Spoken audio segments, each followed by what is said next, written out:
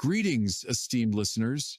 Today we will delve into an era of intrigue, great achievements, and the formation of one of Europe's most powerful states.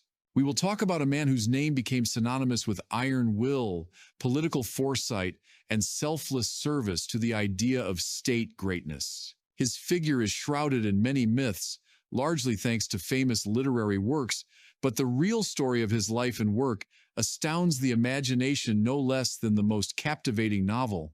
We will speak of Cardinal Richelieu, a man who largely determined the fate of France for centuries to come, a man for whom the state was above all else. I think it is difficult to find a person who has not read The Three Musketeers by Alexandre Dumas. It is perhaps one of the most beloved books, stirring the imagination of many generations. One cannot imagine youth without it, without the thrilling adventures of Athos, Porthos, Aramis, and of course D'Artagnan. But even in mature years, one returns to it again, though admittedly differently, perceiving it not only as a captivating novel, but also as a kind of historical source. Because the events described in the book, particularly concerning Cardinal Richelieu, are not just the fiction of a talented author. Moreover, they are in many ways historical truth. In fact, Dumas, when creating his masterpiece, relied on the memoirs of contemporaries of those turbulent events, primarily on the recollections of Duke François de la Rochefoucauld, a prominent aristocrat, moralist writer, and importantly, an active participant in the Fronde, a staunch opponent, and a personal enemy of Richelieu. They truly disliked each other. Their views on the future of France and the role of the aristocracy diverged radically. La Rochefoucauld belonged to that part of the nobility that saw in the strengthening of central authority a threat to their age-old privileges. But still, La Rochefoucauld remained alive, despite Richelieu being known for his ruthlessness towards those who, in his firm conviction, posed a danger to the stability and unity of the state.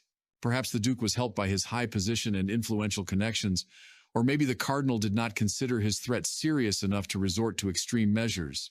La Rochefoucauld described in detail not only the events he himself witnessed, but also numerous court intrigues and the sentiments of various factions, which makes his memoirs an invaluable source for understanding the era.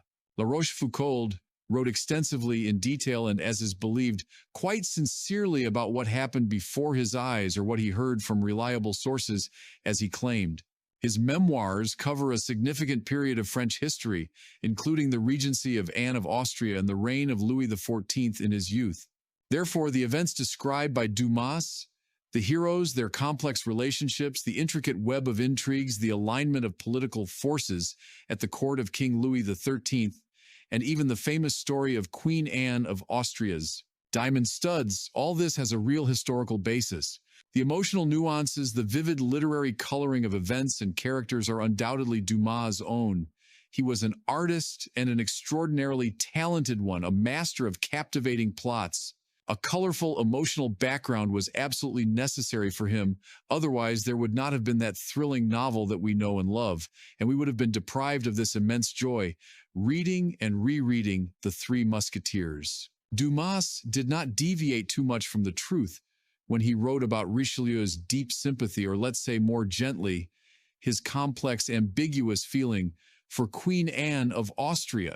This was indeed noticed by many at court, although direct evidence of any romantic connection, of course, does not exist. Rumors and conjectures surrounded this supposed sympathy, fueled both by the cardinal's ill-wishers and simply by lovers of court gossip. But our hero, Armand Jean du Plessis, Duc de Richelieu, took an episcopal oath in which, according to church canons, he named the church as his only bride. This oath, taken by him in his youth, imposed strict obligations on him, at least formally, and he, as a deeply religious man, could not openly neglect them, even if his human feelings tested his resolve. It is worth noting that Armand Jean du Plessis initially had no intention of becoming a bishop and dedicating himself to a church career. This dignity, or rather the bishopric of Luçon, which brought the du Plessis family a certain income, was intended for his older brother, Alphonse Louis. However, he, being a deeply religious man inclined to asceticism, unexpectedly for everyone, categorically refused the episcopal see and decided to enter a monastery, becoming a Carthusian monk. This decision put the du Plessis family in an extremely difficult financial position, as they risked losing the income from the Luçon bishopric, which their family had received back in the reign of King Henry III. The bishopric was located in the small town of Luçon, in the Poitou region, about 300 kilometers southwest of Paris. It was a poor and restless diocese, often suffering from religious conflicts. Armand's parents, François du Plessis, Seigneur de Richelieu, and Suzanne de la Porte, were not particularly wealthy by the standards of the high aristocracy. His father, although he held the important post of Grand Provost of France, left the family with numerous debts after his early death. His mother, Suzanne, a strong-willed and practical woman, seeing their financial hopes crumble, began to implore her younger son, Armand, "Armand, the family is threatened with complete loss of this money, our only stable income. You must save us." And he, Armand, being a man of duty, and duty not only concerning the future of the state, as would later become apparent, but also concerning his relatives, his mother, sisters, and brothers, made a difficult decision for himself. He left the military academy, the Académie de Plouvenel, where young nobles were prepared for military and court service, studying fencing, horse riding, dancing, and military science, and agreed to take holy orders to preserve the Luçon bishopric for the family. And yet, from his youth, he had dreamed of a military career, dreamed of becoming a Marshal of France, and there is no doubt that he could have become one. His organizational skills, strategic thinking, and personal courage would later be demonstrated repeatedly. Richelieu often personally commanded French troops during the protracted and bloody 30 Years' War, in which France officially entered at a late stage, but which he surreptitiously prepared and directed. And he commanded, as a rule, very successfully, for example, during the siege of the rebellious Huguenot fortress of La Rochelle, or during military campaigns in Italy, particularly at the capture of the fortress of Pinerolo, which secured an important foothold for France in Piedmont. In general, he had numerous and diverse talents. He proved to be a born courtier, subtly sensing moods and the balance of power, a master of complex political intrigue, capable of both flexible compromises and the display of extreme, at times chilling, cruelty when, in his opinion, it was necessary to achieve stated governmental goals. He was versatilely gifted. He possessed a sharp mind, brilliant oratorical skills, profound knowledge in theology and law, and a literary gift. His pen produced not only political treatises, such as the Political Testament, but also plays, for example, Miraim, although their artistic merits were disputed by contemporaries. He also actively patronized arts and literature, founding the French Academy in 1635, whose goal was to perfect the French language and create a normative grammar and dictionary. But he least of all thought of an ecclesiastical path when he was a young man. Rather, he did not even consider such a path for himself. He was captivated by military glory, the brilliance of the court, and an active secular life.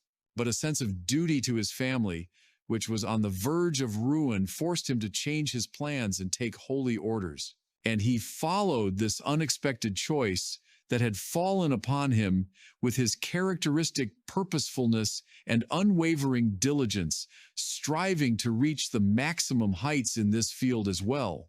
But all this does not at all mean that he could not have liked the young and charming Queen Anne of Austria. She was about 24 years old during the period described by Dumas, and she was rightly considered one of the foremost beauties of Europe, a Spanish infanta, daughter of the powerful King Philip III.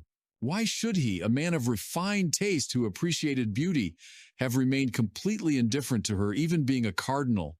Human feelings are complex and multifaceted.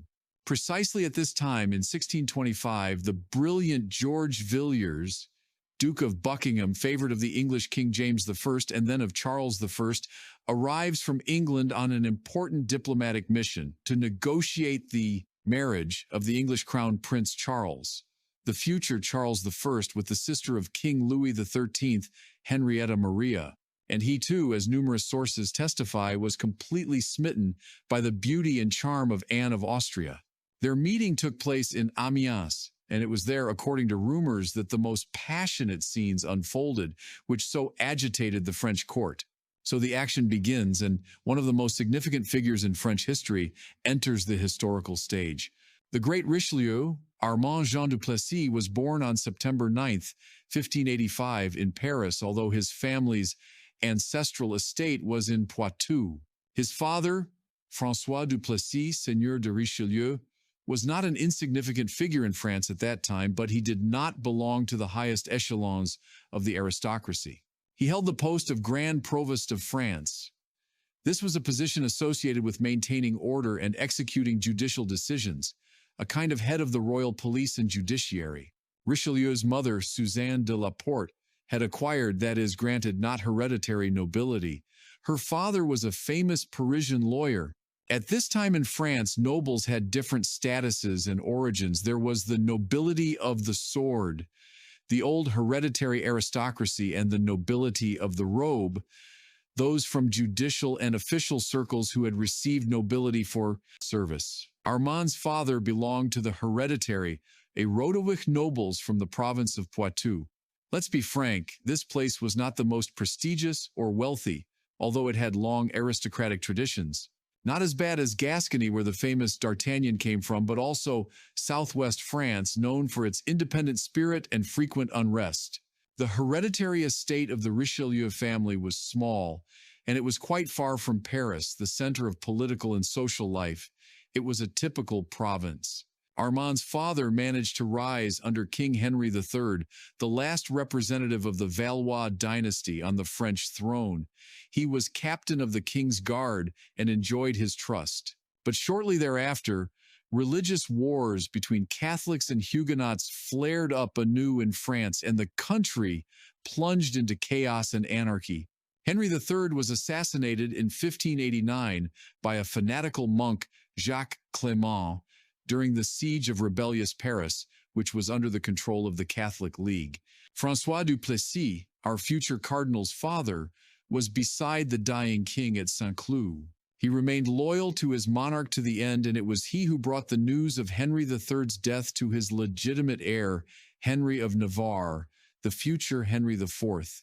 After his father's death in 1590 from fever, when Armand was only 5 years old, the family was left in very straitened circumstances, burdened with debts and an uncertain future. His mother, Suzanne de la Porte, showed extraordinary energy and determination to provide her 5 children with a decent upbringing and education. Nevertheless, thanks to family connections and possibly patronage from influential relatives, young Armand was admitted to the Collège de Navarre in Paris. This was one of the most prestigious educational institutions in the country, where children of the noblest families and even future kings received their education. Henry III and Henry IV studied here. Strict discipline reigned in the Collège de Navarre, and instruction was at the highest level. Only Latin was spoken there, which was the international language of science and diplomacy at that time. Classical literature, philosophy, theology, as well as modern languages such as Spanish and Italian, knowledge of which was necessary for a courtly and diplomatic career, were studied tregs. Armand excelled in all this extraordinarily, demonstrating a sharp mind, excellent memory, and enormous diligence. He also showed an interest in rhetoric and logic, which later proved very useful to him in political debates and when drafting state documents.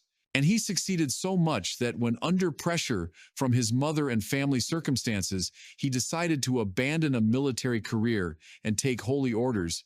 He, being only a 20-year-old youth, showed unheard of audacity and ambition. He aimed at, once, for the high ecclesiastical rank of bishop. This required official consent, approval from the Roman Pope himself. However, according to canonical rules, Armand was too young to receive episcopal consecration. He could claim this rank only upon reaching the age of 23, or according to some sources, even 26.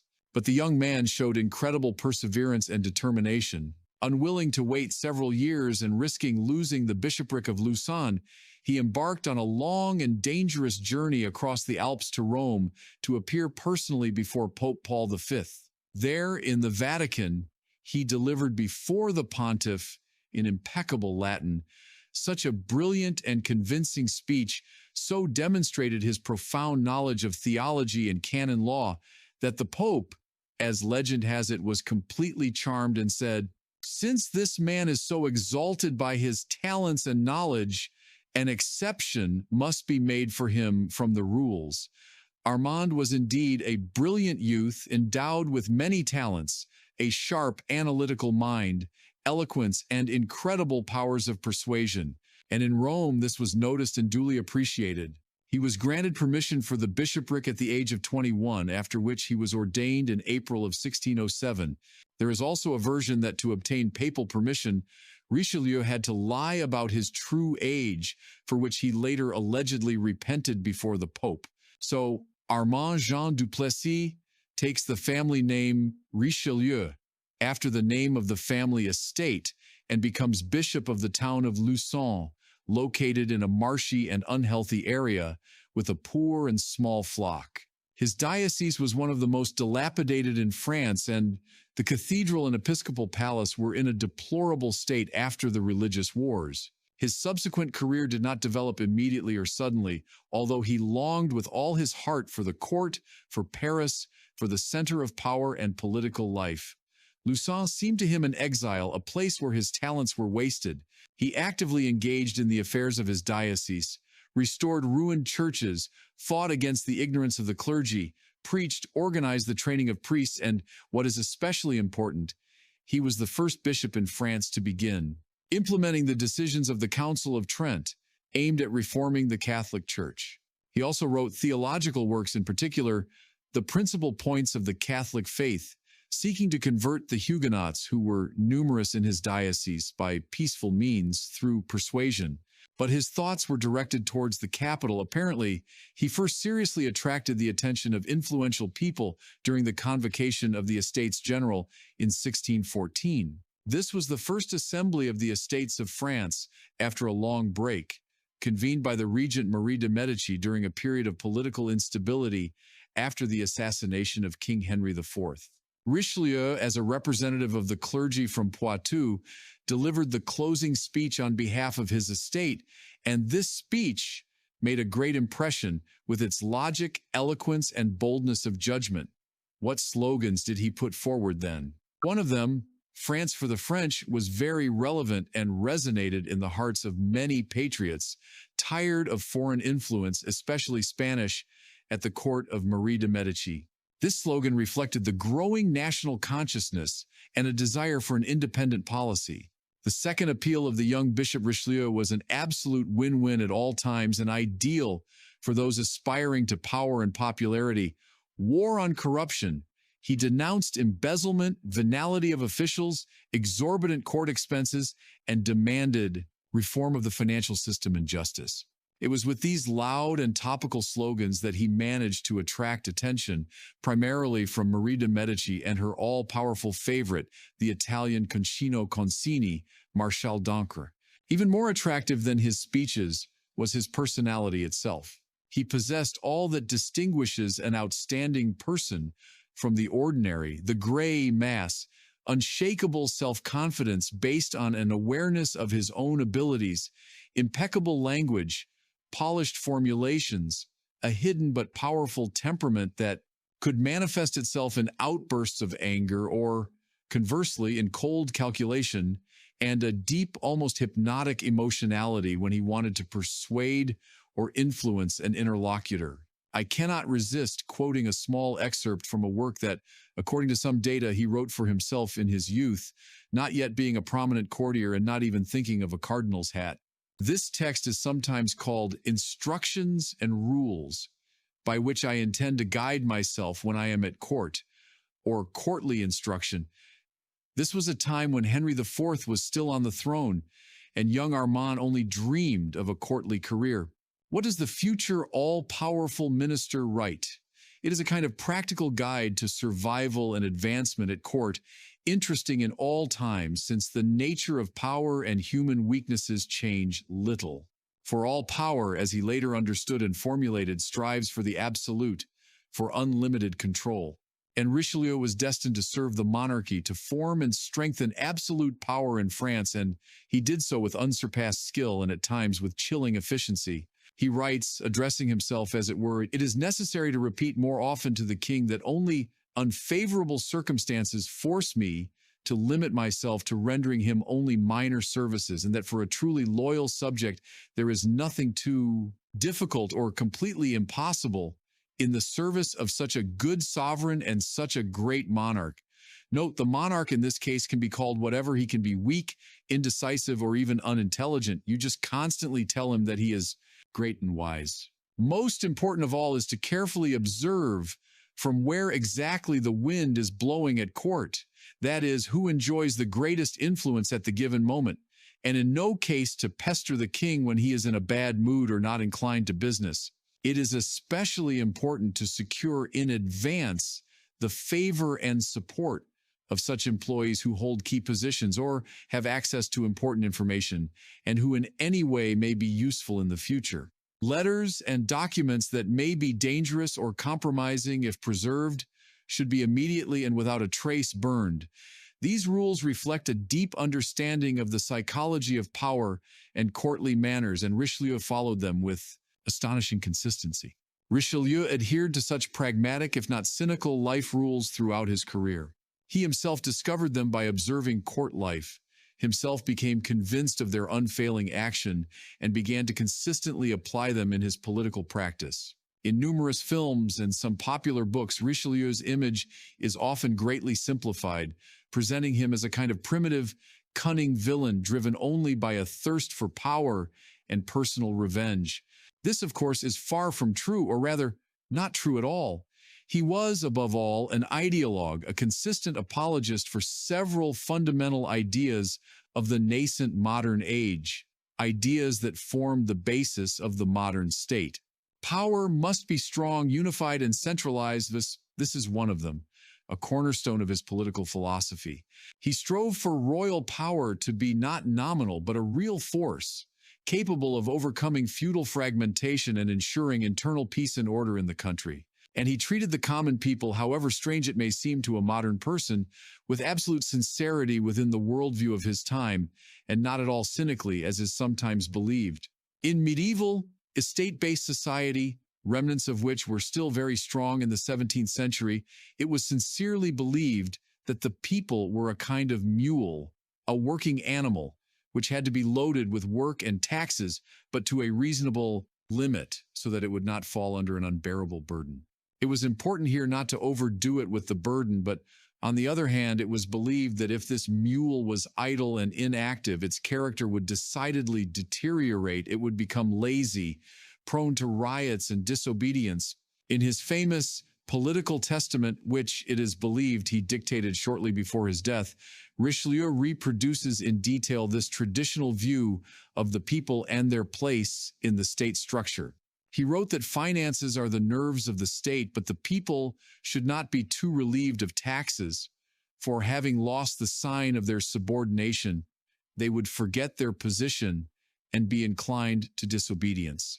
I think no one said it better than the French medieval troubadour poet Bertrand de Born about the attitude of the ruling feudal class towards the common people, towards the peasants.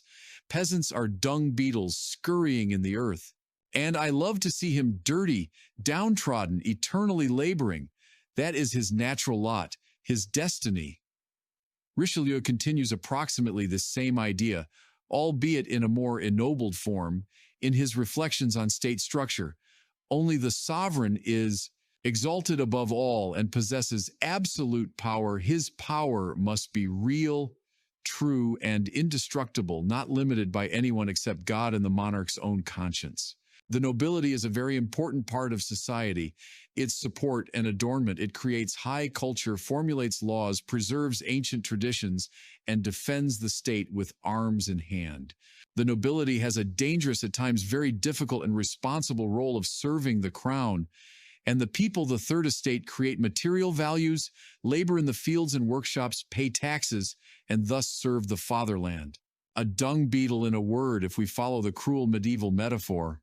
To maintain a strict balance and hierarchy, between all these parts of the most complex state organism to subordinate them to the single will of the monarch, whose spokesman he saw himself as.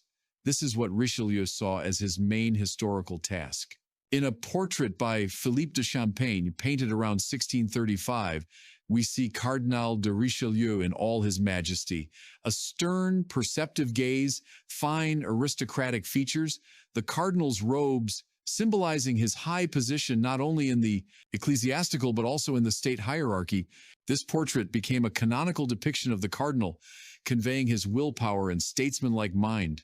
And his task as First Minister of France was indeed very difficult, requiring incredible exertion of strength, political will, and often extremely harsh measures.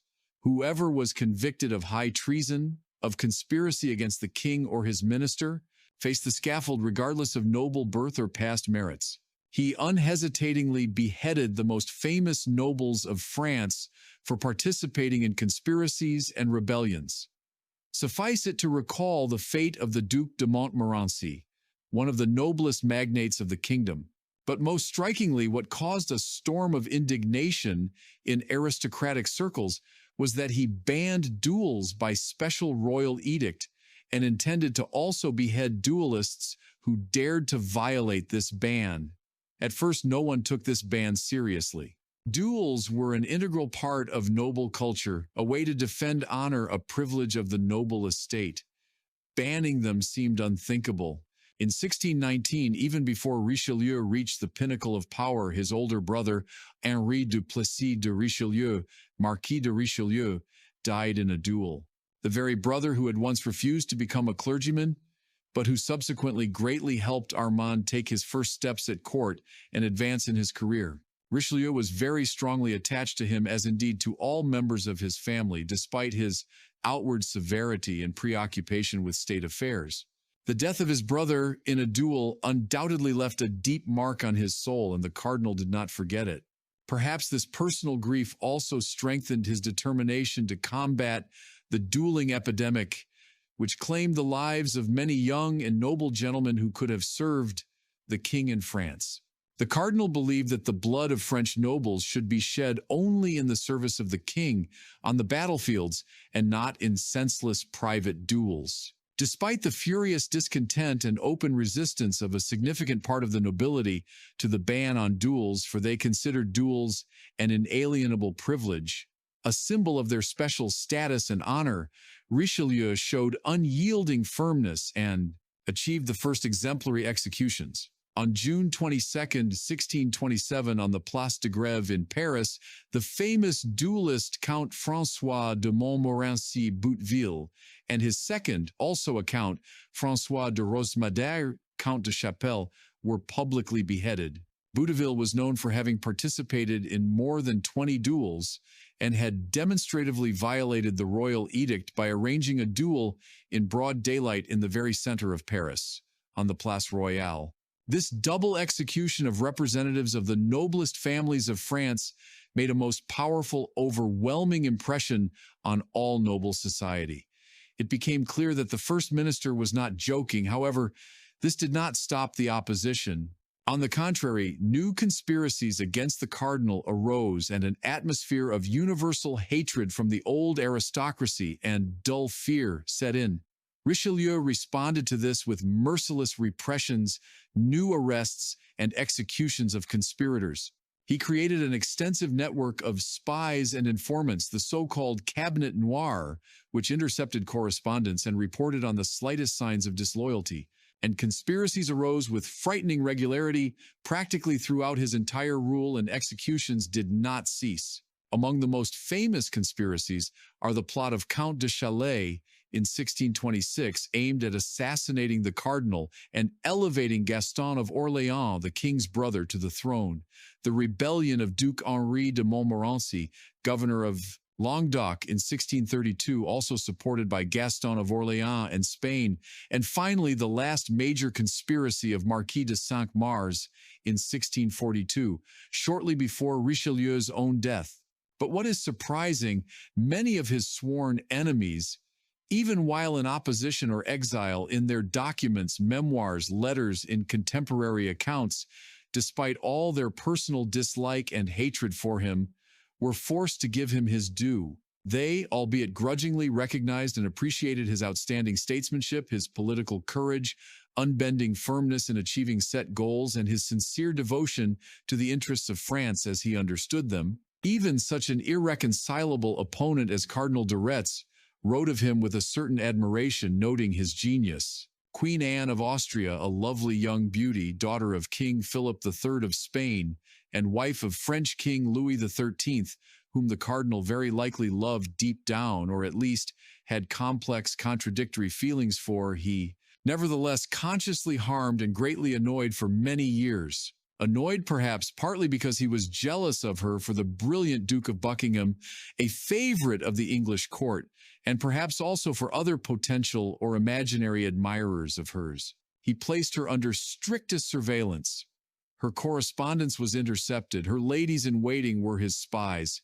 But it was not only and not so much about personal feelings and jealousy. Anne of Austria, being Spanish by origin and upbringing, a representative of the all-powerful European House of Habsburg, which for decades had been France's main geopolitical adversary, repeatedly tried to interfere in French politics in favor of her Spanish compatriots and relatives. She maintained secret ties with the Spanish court, transmitted important information, and participated in intrigues aimed against the cardinal's policy, for example, in the Val de Grace Abbey affair, where her secret correspondence with the Spanish ambassador was discovered. Richelieu, for whom weakening the Habsburgs' position in Europe was one of the main foreign policy objectives, could not possibly allow this. In this case, his possible personal feelings, sympathies, or antipathies completely receded into the background before what he considered higher state interests, and nothing could stop him in his quest to suppress any activity that threatened the security and sovereignty of France. And she had been taught so at home in Madrid before leaving for France. Never forget, her parents, King Philip III and Queen Margaret of Austria, told her that you are first and foremost a Spanish infanta, and the interests of Spain must be paramount for you. For Richelieu, however, there was only one indisputable authority, one God on earth, France, its unity, its power, and its greatness. He was a consistent ideologue of absolutism, a convinced supporter and builder of a strong, centralized French state, which he selflessly served all his life and ultimately succeeded extraordinarily in his service. It was mainly his titanic efforts, and then those of his successor, Cardinal Mazarin, that fine-tuned the mechanisms of absolutist rule in France, brought them almost to perfection, and for a long time became a model for many other European monarchies. He reformed the army and created a powerful navy which allowed France to successfully compete with maritime powers such as England and Holland and to begin colonial expansion. An excellent breeding ground for numerous conspiracies, intrigues, and constant dissatisfaction with Richelieu's policy were representatives of the old feudal nobility, great barons, princes of the blood, including numerous relatives of the ruling Bourbon dynasty, even illegitimate but legitimized royal children. Let me remind you that King Henry IV, Louis XIII's father, known for his amorousness, left behind many legitimized bastards who were granted high titles of dukes and counts, vast landholdings, and significant monetary allowances. For example, the Duke of Vendôme, son of Henry IV and Gabrielle d'Estrées, was repeatedly involved in conspiracies against Richelieu. Recognized and even officially unrecognized, all of them in one way or another carried a particle of royal blood, and therefore, in conditions of possible dynastic crises, could theoretically lay claim to the throne or at least to significant influence in the state. They were often collectively referred to as children of France. And this entire numerous, restless, and ambitious group represented a volatile, explosive mass in that transitional era when old feudal orders were receding into the past and new absolutist ones were only just being established, because all of them, or almost all, wanted to continue living as before, as in the glorious, in their opinion, times of the Middle Ages. to wage war whenever they pleased, to maintain their own armies, not to obey royal officials, to administer justice and reprisals in their domains, to participate in knightly tournaments, and, of course, to lead an idle life, obtaining their livelihood from the exploitation of that very mule people, that is, peasants and townspeople, without participating naturally in any productive or socially useful activity except military service, which they also understood in a very peculiar way. Richelieu, however, systematically destroyed the castles of rebellious feudal lords, deprived them of judicial and administrative privileges, striving to subordinate all nobility to a single royal authority. And the new age was already insistently knocking at the door. It had already come into its own, and Richelieu, as a far-sighted and pragmatic man, understood perfectly well that the future of France was linked not to the preservation of outdated feudal privileges, but to the development of the national economy, support for manufactures, encouragement of domestic production and trade, creation of a strong fleet, and development of colonies. He encouraged the creation of trading companies, such as the Company of New France for the development of Canada, and sought to improve the country's infrastructure, for example, canals and roads. And for this new future, not noble idlers and intriguers were needed, but enterprising bourgeois, talented engineers, skilled artisans, educated officials, loyal to the crown and not to their personal or caste interests. The old hereditary nobility, clinging to its medieval liberties, objectively hindered this process of modernization, and it was precisely its influence that Richelieu suppressed by all available means, not stopping at the most severe measures. And at the royal court, meanwhile, its own life, full of intrigues and passions, was seething. The Duke of Buckingham, who arrived from London at the head of a lavish embassy, as already mentioned, made a truly stunning, indelible impression on the young Queen Anne of Austria. He was handsome, elegant, audacious, witty, and had a reputation as an irresistible seducer. Duke La Rochefoucauld, in his memoirs, quite frankly describes their turbulent, ardent meetings, secret rendezvous, about which Alexandre Dumas, in his novel, speaks much more aristocratically, delicately, and restrainedly, omitting many piquant details that court gossip savored. The romance that flared up between Anne of Austria and Buckingham, or at least a strong mutual infatuation, instantly became an open secret, that is, a secret known to everyone at court. Cardinal Richelieu, thanks to his extensive spy network, was undoubtedly perfectly aware of all the details of this romance almost from its very beginning. It is even said that he himself had several opportunities to secretly observe their meetings. Once, as some memoirists relate, unable to contain his jealousy or political calculation, he allegedly burst into the Queen's chambers when Buckingham was there, fell on his knees before Anne of Austria, and with tears in his eyes begged her to end this dangerous relationship, to leave the English Duke, pointing out the possible dire consequences for her reputation and for the interests of France. This story, perhaps apocryphal, reflects the intensity of passions and the complexity of the situation. This story was indeed turbulent and had far-reaching political consequences, exacerbating the already strained relations between France and England. It is also true that Richelieu himself had his own confidant in England, an intelligent and beautiful aristocrat, Countess Lucy Hay, née Percy, Countess of Carlisle. It is she, it is believed, who served as one of the prototypes for the treacherous Milady de Winter in Dumas's novel. Countess Carlisle was known for her political intrigues and connections at both the English and French courts. And Richelieu indeed asked her to carefully monitor all the actions and plans of the Duke of Buckingham, since he was not just his personal rival in the struggle for the Queen's attention, but also, much more importantly, a political enemy, dangerous opponent of the French kingdom. Buckingham actively supported the French Huguenots and sought to weaken France's influence in Europe. And so Countess Carlisle, carrying out the cardinal's instructions or acting on her own initiative, noticed that Buckingham, at one of the court balls, began to wear new, very striking and expensive diamond pendants given to him, as everyone, whispered by Queen Anne.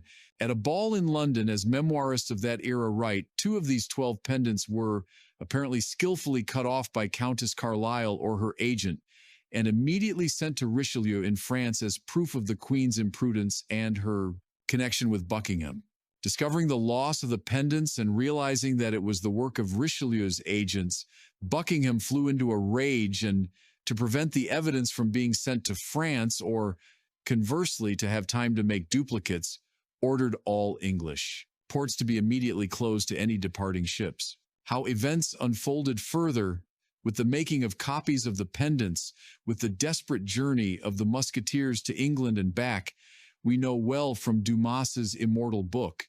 Except for very minor artistic details and embellishments, the entire main storyline, the main love and political collision of the Three Musketeers, as we see, is built on quite real historical documents, letters, and memoirs of contemporaries. The depiction of Anne of Austria and the Duke of Buckingham in a 19th century drawing, often reproduced in books, only emphasizes the romantic aura of this story, which has come down to us through the centuries. Where did Cardinal Giulio Mazarin, an Italian by origin, who succeeded the all-powerful Cardinal Richelieu as first minister and continued his work, come from on the French political scene?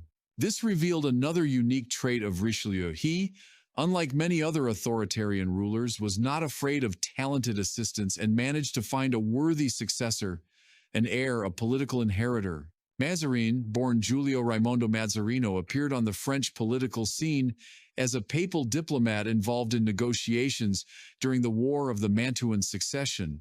Richelieu noticed his outstanding diplomatic abilities, cunning, flexibility of mind, and devotion to the interests he represented, and he managed not only to find but also to prepare him, to introduce him to all state affairs, to bring him onto the historical stage, and to secure him the support of key figures, already being very seriously ill and understanding perfectly well that his days were numbered and he would soon pass away. Richelieu obtained French citizenship and a cardinal's hat for Mazarin, although he was not even a priest. He introduced Mazarin, then still a papal nuncio, to King Louis XIII and, especially importantly, to Queen Anne of Austria, for it was she who would become regent for several years for her young son, the future King Louis XIV, after the death of her husband and Richelieu. According to some contemporaries, when presenting Mazarin to the Queen, Richelieu said something like this: "Meet him, Your Majesty, I am sure you will love him. He bears an elusive resemblance to the Duke of Buckingham. Even at such a moment he did not forget, could not remain silent, to prick the Queen with a reminder of her past infatuation." And then, as many historians believe, although there is no direct proof, Anne of Austria and Cardinal Mazarin indeed developed very close, trusting relations, and even possibly a secret morganatic marriage was concluded. In any case, they lived quite openly together in the Louvre, and Mazarin enjoyed her unlimited trust and support throughout the entire period of the Regency and in the early years of Louis XIV's independent rule, successfully overcoming the turmoil of the Fronde. Now let us return to Cardinal Richelieu's numerous and influential opponents, treating them often very cruelly, sending them to the scaffold or into exile. He repeatedly uttered his famous phrase, "I have no personal enemies. My enemies are the enemies of the state." A rather ambiguous phrase, by the way, especially if we recall some tragic pages of history when, under the slogan of fighting enemies of the people or enemies of the state, millions of innocent people were destroyed. For Richelieu, the enemies of the state, and consequently his personal enemies, were primarily representatives of the high aristocracy, nobles close to the court who, with their intrigues, conspiracies, and rebellions, undermined the unity of the country and the authority of royal power. Such, for example, as the already mentioned Duke Henri de Montmorency, a representative of one of the oldest and noblest families of France, Marshal and Admiral Governor of Languedoc, executed for rebellion in Toulouse in 1632. His execution became a dire warning to all aristocracy. Or Count Henri de Talleyrand-Périgord, Count de Chalais, chief wardrobe master of the king, involved in a conspiracy to assassinate Richelieu, and place Gaston of Orléans on the throne, executed in Nantes in 1626. One cannot fail to mention Gaston of Orléans, younger brother of King Louis XIII, who for many years was the center of attraction for all those dissatisfied with Richelieu's policy, constantly wove intrigues, raised rebellions, entered into conspiracies with foreign enemies of France, but thanks to his royal origin, each time avoided severe punishment, getting off with exile or temporary disgrace, and each time received forgiveness from the king. And finally, the last and perhaps most famous favorite of King Louis XIII, Marquis Henri Coiffier de Rouzay de Fiat, Marquis de Cinq-Mars. He was a young 20-year-old, irresistible, handsome man whom Richelieu himself introduced to court, hoping through him to influence the king. However, Cinq-Mars quickly fancied himself an independent political figure, fell under the influence of the cardinal's enemies, and led another conspiracy, aimed not only at ousting, but also assassinating Richelieu, as well as concluding a separate peace with Spain behind the first minister's back. All of them, with the exception of Gaston of Orléans, would ultimately be executed or perish as a result of their activities, largely at the instigation and insistence of the great cardinal. What was the matter then? Why did Richelieu deal so ruthlessly with representatives of the high nobility, many of whom were his relatives or former allies? The matter, from his point of view, was quite understandable and logical.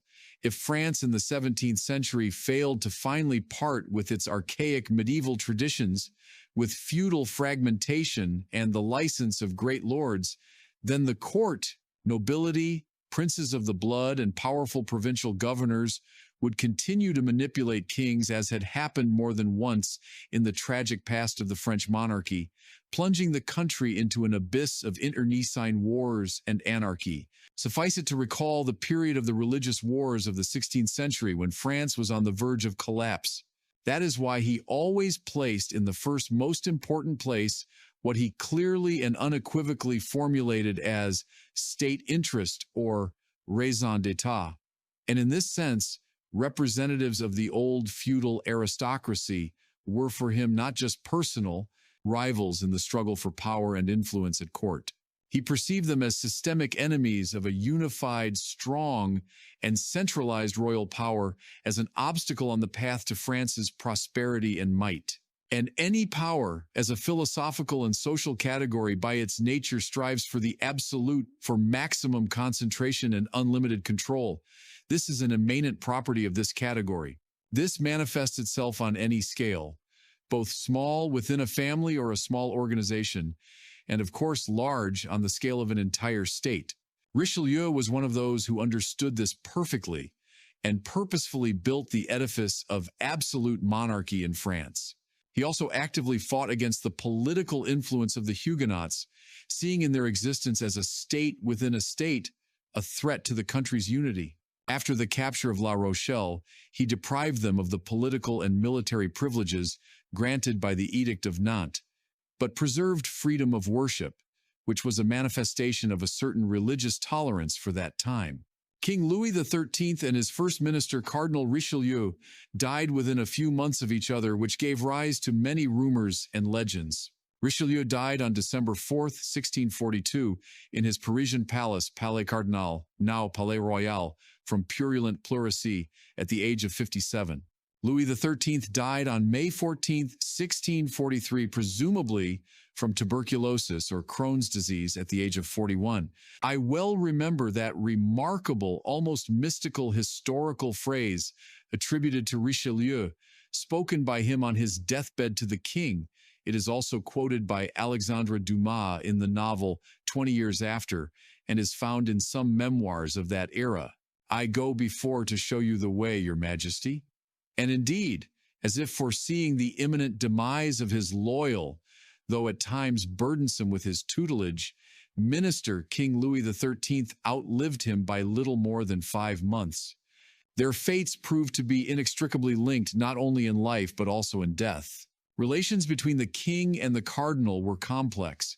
Louis XIII at times found his minister's imperiousness burdensome, but always recognized his indispensability to the state and entrusted him with the country's governance. So, Let us briefly return to the story of the last major conspiracy against Richelieu, the Cinq-Mars Conspiracy. Already in the twilight of his life, seriously ill and tormented by gout, hemorrhoids, bone tuberculosis, and other ailments, Richelieu himself brings this brilliant and ambitious young man, Henri de Cinq-Mars, to court, hoping to make him his confidant with the king and a counterweight to the influence of other court cliques. King Louis XIII, prone to melancholy and in need of friendly companionship, quickly became attached to the young, handsome man. However, those who hated Richelieu seriously and consistently, his numerous rivals in court life and political opponents, quickly managed to manipulate the young favorite, fanning his exorbitant vanity and instilling in him the idea of the possibility of overthrowing the all-powerful cardinal. Cinq-Mars was drawn into another carefully planned conspiracy against the cardinal. According to the conspirators' plan, it was decided to physically eliminate Richelieu, to kill him at a moment when his numerous and loyal personal guard would not be near him. The conspiracy also provided for the conclusion of a secret treaty with Spain, France's main enemy, which constituted high treason. The conspirators' calculation was quite simple and, it seemed, not without foundation. The cardinal had so many enemies at court and in the army that the king, even if he wanted to, simply would not dare to punish all the high-ranking participants in the conspiracy, especially if the cardinal was no longer alive.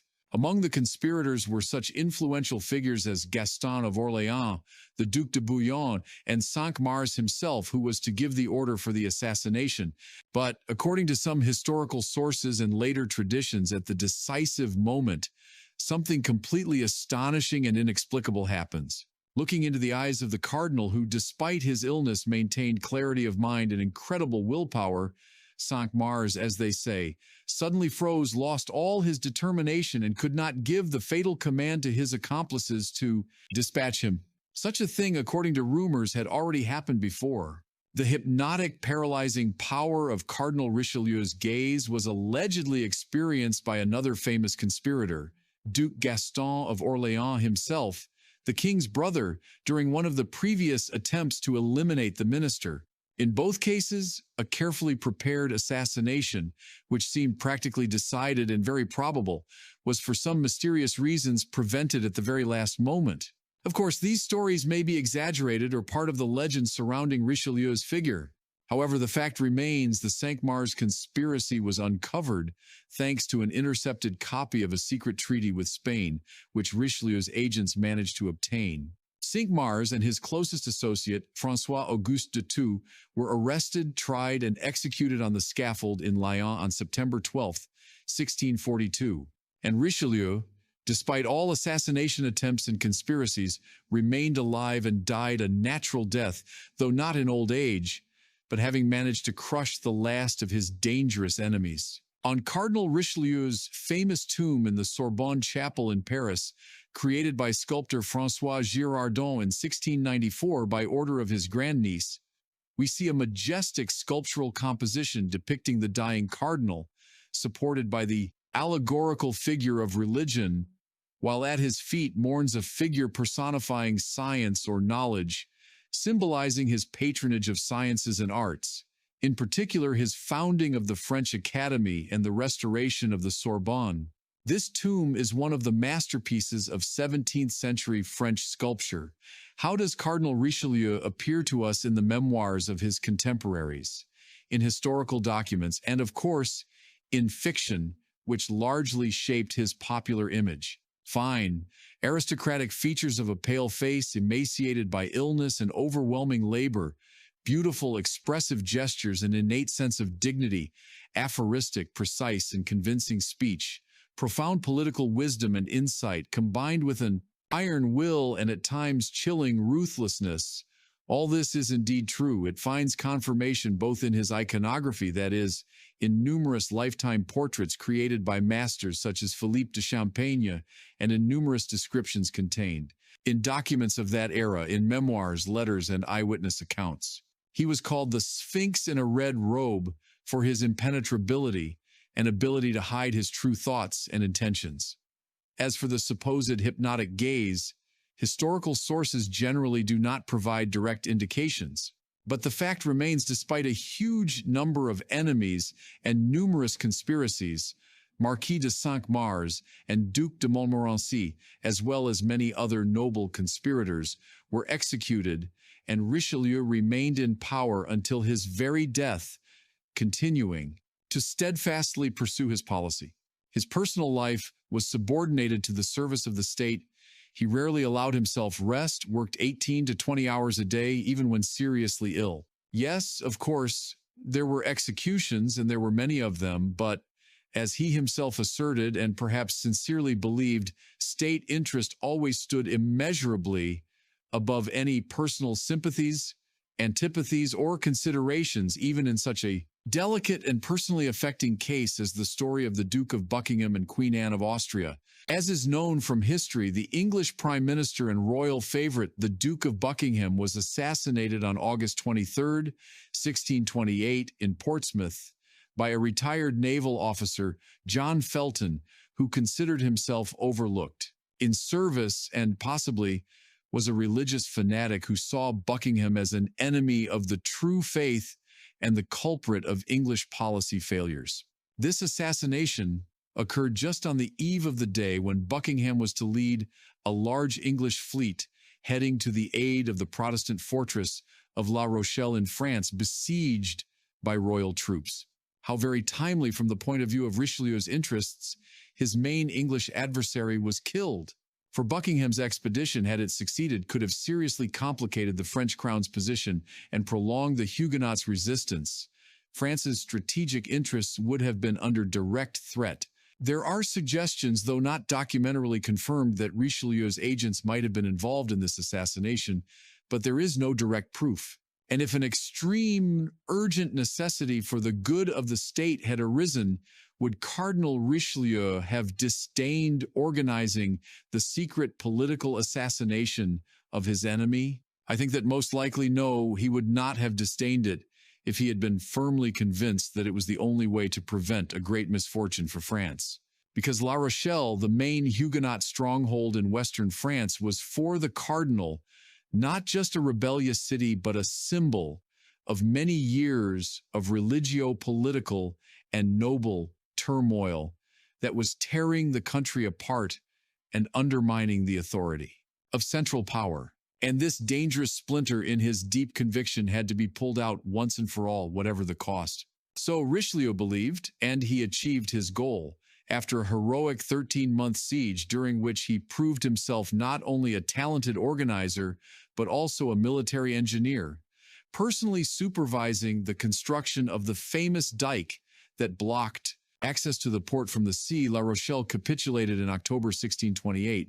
This was one of his greatest victories. He himself was from the province of Poitou, on whose border La Rochelle was located. He knew these places well, the customs and peculiarities of the local Huguenot nobles.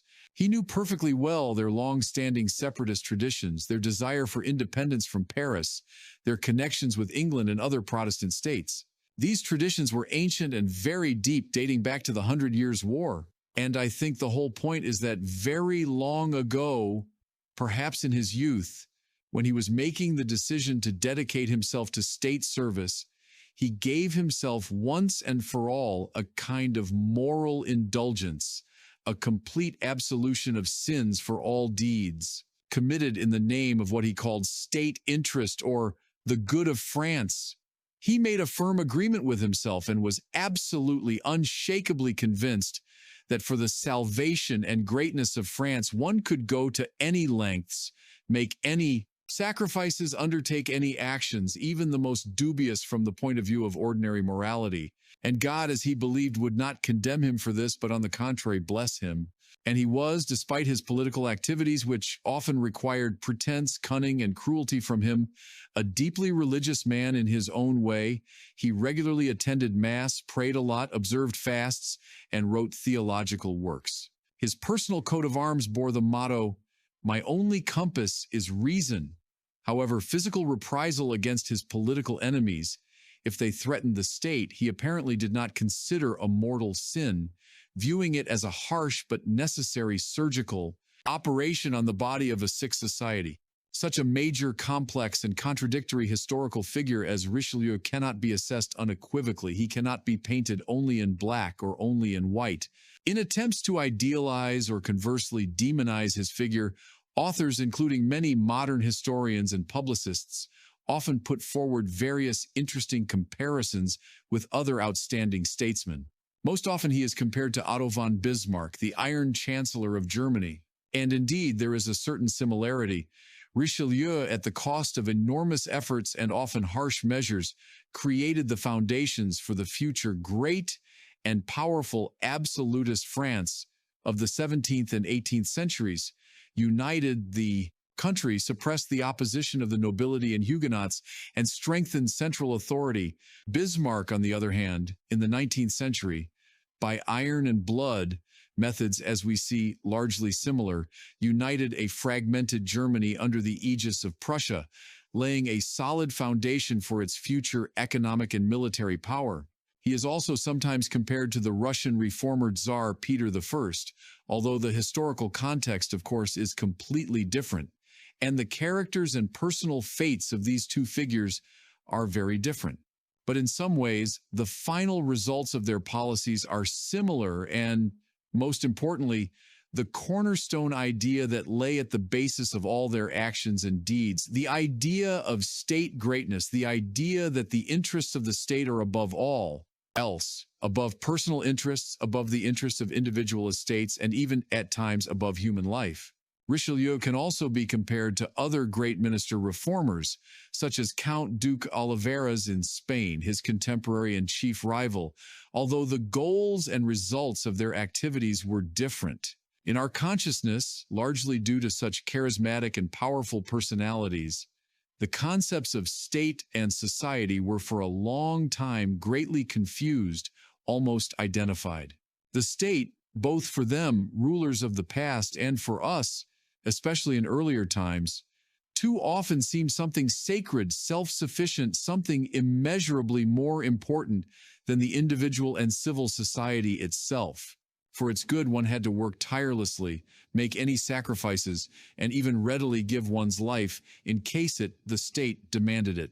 This absolutist and, in its extreme manifestations, totalitarian, and in my deep conviction, fundamentally false and dangerous idea ultimately never led and does not lead to anything good, but its convinced adherents, unfortunately, are born even in our days and in different countries. It is important to remember that the state is an instrument created by society to achieve common goals and not an end in itself. But how, after all, did the young, not wealthy, and not very noble bishop from a dilapidated province, Armand Jean du Plessis de Richelieu, manage to rise so rapidly and become virtually the first, most influential person in such a powerful state as France? After all, were there not enough ambitious bishops, noble magnates, and talented intriguers around the throne? The future King Louis XIII was only 9 years old when his father, the popular and active King Henry IV, was villainously assassinated in broad daylight in Paris by a religious fanatic, François Ravaillac, on May 14, 1610, during a solemn procession. This assassination plunged France into shock and mourning. The regent for the young king, according to Henry IV's will, became his widow, Queen Mother Marie de' Medici, an Italian by origin, an imperious woman, but lacking both the political foresight and firmness of character of her late husband. Unrest began again in the country. Dissatisfied princes of the blood and great feudal lords became active. Religious contradictions between Catholics and Huguenots intensified. In short, times of turmoil and uncertainty were approaching. Rulers like Marie de' Medici, weak and unsure of herself, desperately needed intelligent, strong, and reliable support, a person on whom one could rely in difficult times. And young Bishop Richelieu, ambitious and purposeful, applied all his considerable efforts to become precisely such a person. In this, he was actively helped in the early stages by his older brother Marquis de Richelieu, who already held a certain position at court. And as a result of his well-thought-out actions, flattery, demonstration of loyalty, and outstanding abilities, he managed to win the trust and favor first of the all-powerful favorite of the regent, Concino Concini, Marshal d'Ancre, and then of Marie de Medici herself. There is nothing surprising in this if he, being very young, made such an indelible impression on the Pope himself that he violated centuries-old canons for him and made him a bishop before the appointed time, then influencing a woman, albeit of royal origin, but, as all contemporaries unanimously assert, quite emotional, not very intelligent, easily influenced, and clearly in need of wise and sensible advice, was probably much easier for him. Yes, Richelieu possessed a rare gift for pleasing people when he wanted to. He knew how to be charming, attentive, and convincing, and he pleased not only Marie de Medici. In 1616, he became a member of the Royal Council and Secretary of State for War and Foreign Affairs, and also, importantly, confessor to the young Queen Anne of Austria, which gave him access to the most intimate thoughts and moods at court. However, his first rise was short-lived.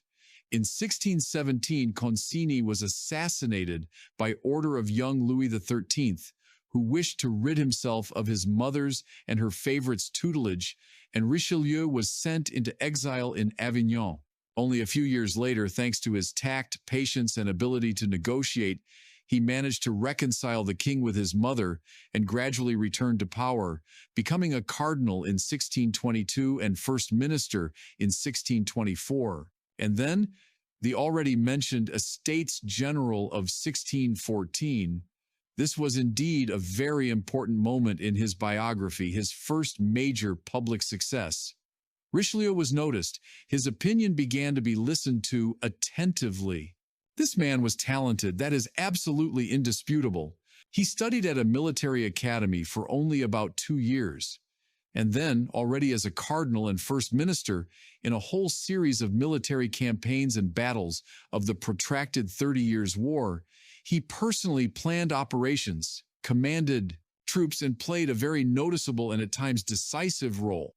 And the famous capture of the Huguenot fortress of La Rochelle in 1628, this is largely his personal merit, a bright page in his military and political biography.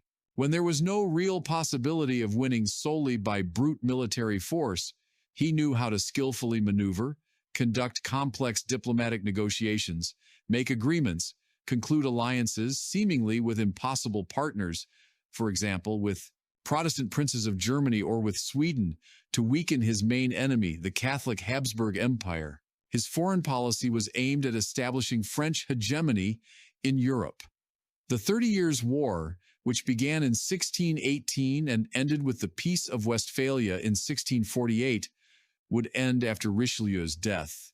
The laurels of the main victor in this war would go to his successor, Cardinal Mazarin, and the young King Louis XIV, who would go down in history as the Sun King. But it was Richelieu, with his tireless activity for almost 2 decades, who laid a solid foundation for these future grandiose successes of France, and his role in transforming the country into a leading European power is difficult to overestimate. The posthumous fate of Cardinal Richelieu's remains proved to be truly monstrous and tragic. At the height of the French Revolution, in 1793, when revolutionary terror reached its peak, his tomb in the Sorbonne Church was opened and desecrated by an enraged crowd. His remains were dragged from the lead coffin, thrown onto the pavement, and, according to eyewitnesses, crowds of crazed Parisians kicked them with wild laughter and shouts, and his severed head, impaled on a pike, was carried through the streets. And even, as they say, his skull was kicked around the square like a football. Later, his embalmed head was kept by various private individuals, and only in 1866 was it returned to the Sorbonne.